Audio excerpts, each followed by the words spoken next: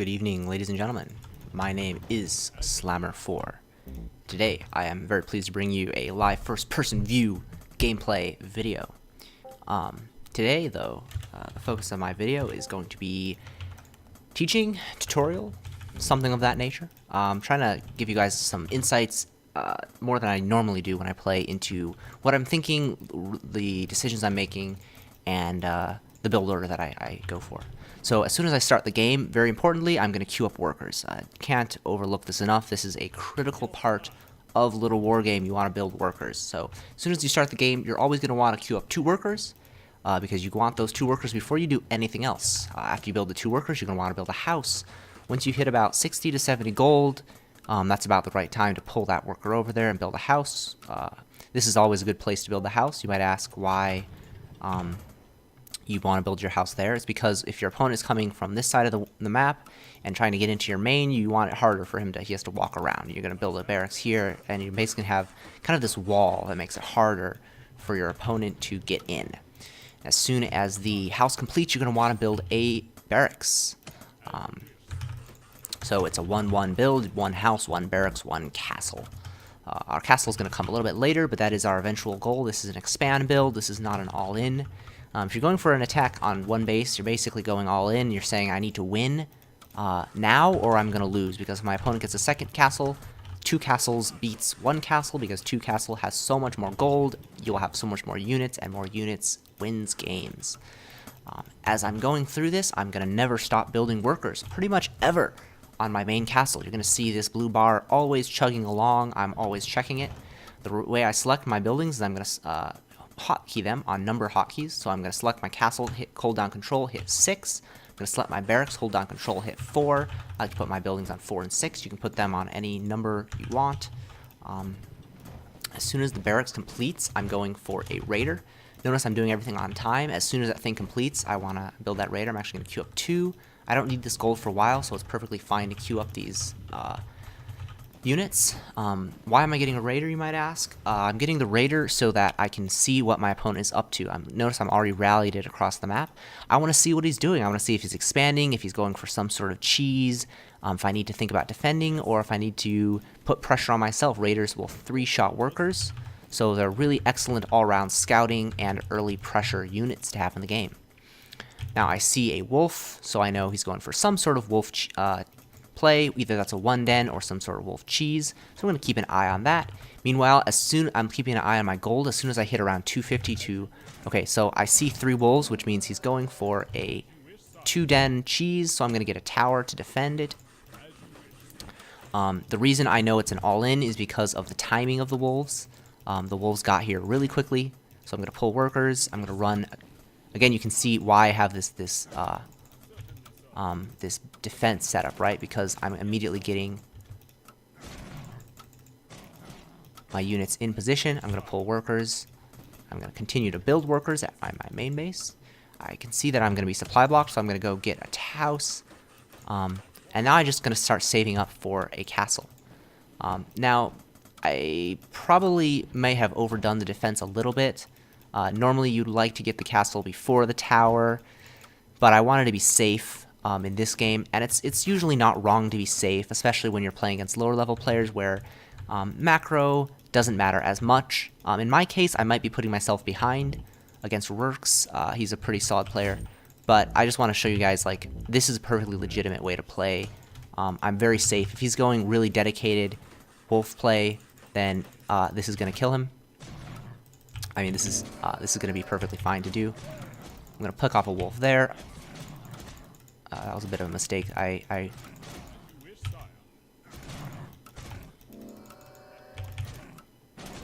to kill some wolves here. Oh, shoot. That was a bad micro on my part.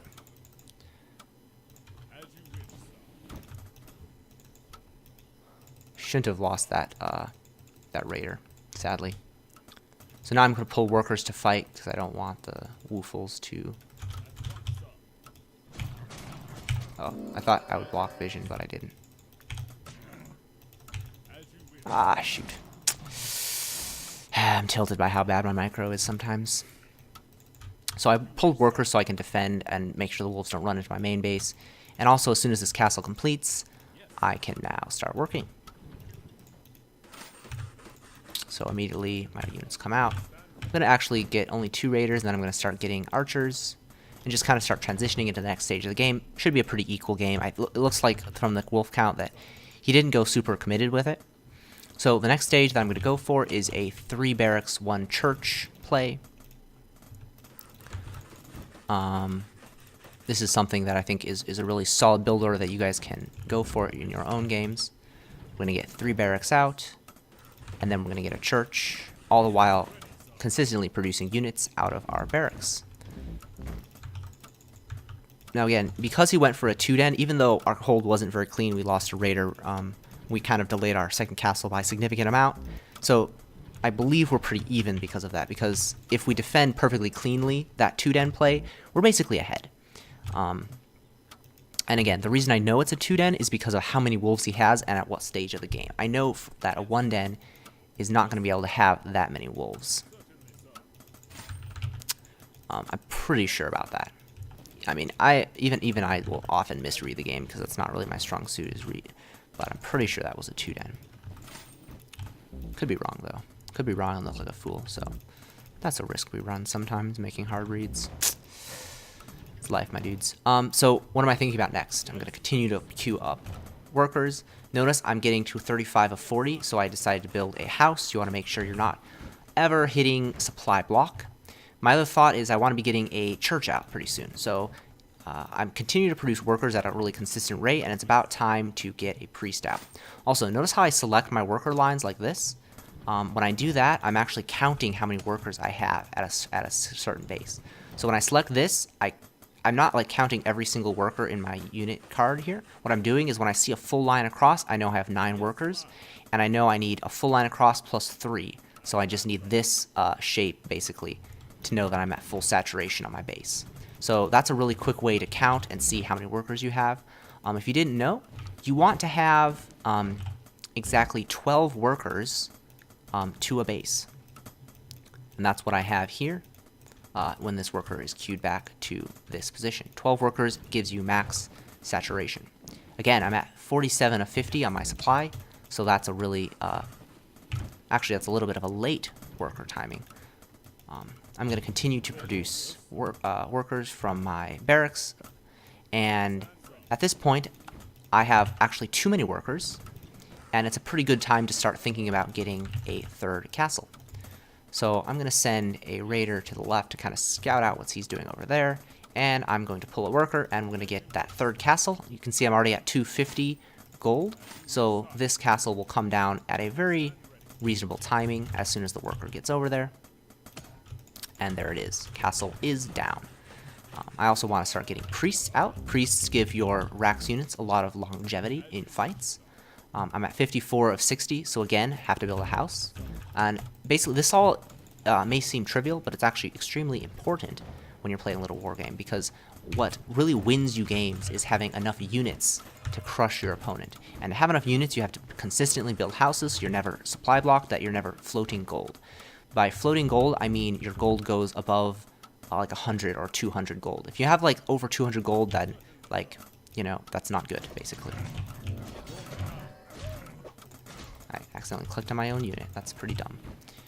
You can see I'm also supply blocked for just a second. I'm already at 65 of 70, so again, I need to get another house really soon. I'm building a bit of a wall here because I don't want units to just willy-nilly run into my base. Now my 3rd castle is completing pretty quickly, so it's a good time to start transitioning and getting more workers along. Castle will actually help with my supply block. I actually see that I have a full card, including this worker that's building a house. So it's perfectly okay to rally all 3 of my castles down to this base. And around this time, it's a good moment to start adding on some barracks. So you can see I'm at 3 barracks, but it's nice to have, a rule of thumb would be 2 barracks per castle that you have mining. So I have 3 castles, so 6 barracks is pretty reasonable. As I get a 4th base in a second here, it's going to be also reasonable to continue to up to about 8 barracks. Also, 1 church, I think it's really solid to just continually build a single priest out of 1 church. So I'm at 79 of 90, so pretty reasonable time to get another house going, and then probably add on another barracks as well. So I see he's gone for dragons, which means it's a good idea to throw down a advanced workshop, because if you have... I don't need to chase this too much.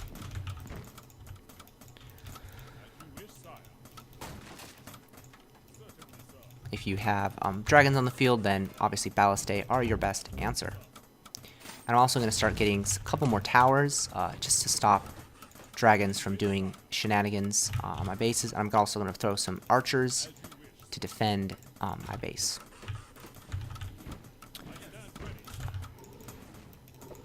Important to do when you're up against dragons. Oh shoot, I shouldn't be chasing this. You want to not be mining with your workers when the dragons are poking at you.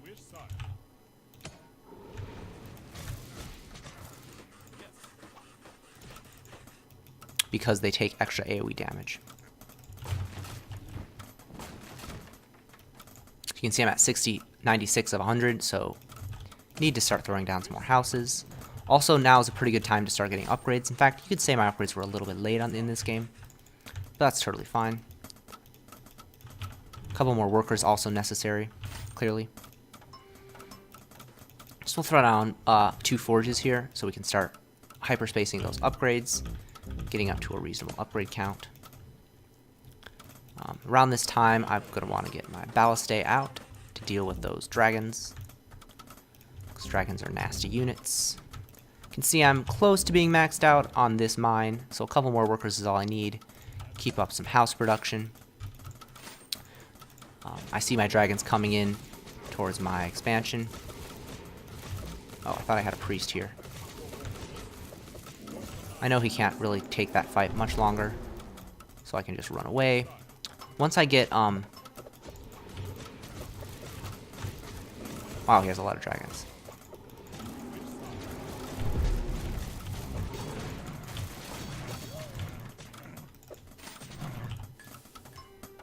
Once I get a couple ballistae and, I don't know why this priest is here. Once I get a couple ballistae, I can more cleanly take these fights, but as it is, I need to be kind of defensive. I'm going to get some attack upgrades. Don't really need armor, because neither dragons nor wolves do that much damage anyway, so I'd rather be able to kill them more quickly. So these raiders aren't contributing a whole lot to these fights, so I'm going to send them around to kind of scout and see what his 4th base timing is. Because right now, I'm in a position where I need to be thinking about taking that 4th base pretty soon. Probably should add another barracks, so I'm going to do that.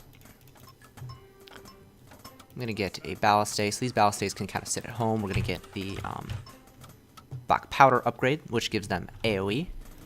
So again, this is just a really solid response to dragons. I'm actually going to split up my army a little bit. I'm going to keep a portion of it here. I'm going to put the rest here. I'm starting to think that I need a couple more soldiers in my composition, so I'm going to add a couple soldiers just to tank. And I need to take a 4th base. So we're going to see what his 4th base timing is. Actually, it looks like he has a 5th base already. So I'm thinking that it's about time to do some sort of attack. I know I have ballistaes at home, so that means I have a decent defense. So I'm going to kind of get my forces together. Oh, he doesn't have workers here. Unless... I don't know. Like, my army beats his army. So I'm pretty confident to move out with this force and challenge this base. Also, it's pretty close, so I don't have to run as far. And I'm going to get this 4th base. Now, my 4th base is probably a little bit late, but you can be pretty much fine doing this, I think, in your games. I think this is a pretty solid way of playing it, to be honest. Now,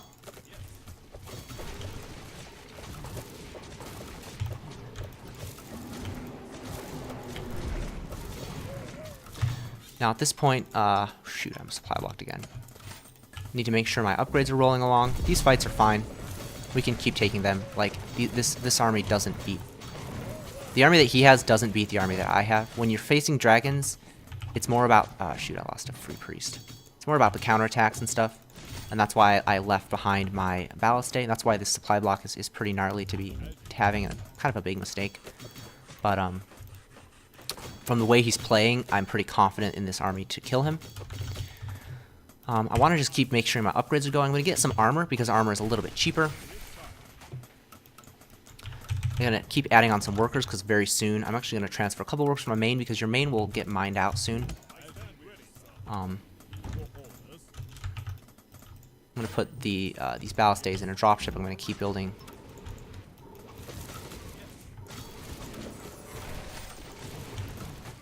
I'm actually going to bring my dropship forward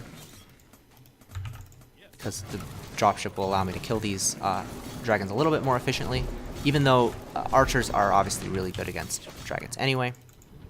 I'm going to keep adding on workers, and we are going to win the game. So I think this game is a good showcase for defensive rack strength. I definitely was not super greedy. I think he could have outgreeded me in this game. I mean, my 4th base is pretty late, right? But in general, I think this is a pretty solid picture of how to play racks. Just solid defense, and once you get an army like this, you pretty much A-move across the map, hit some wards, and even though my archers are not even super upgraded, they're still able to fight dragons straight up. And in general, they're going to be able to beat Beast in straight up fights, especially against players that aren't super experienced. So I think, hopefully, that is some decent tutorial for how to play out your racks versus Beast and just your racks play in general. The fundamentals are worker production, when you time your expansions, continual unit production off of your barracks, continual priest production, and just spending your money. I don't know if I did an amazing job of spending my money perfectly in that game, but hopefully the ideas and concepts are there for you guys to follow. Yeah, so I hope you guys enjoyed that video. Hopefully taught you something, you learned something, and you can use these ideas in your own games. If you are a new player, and if you're a really experienced player, hopefully the kind of the racks decision making was maybe slightly helpful for you. Yeah, I hope you guys enjoyed that video. There are more videos to come, and I will catch you next time.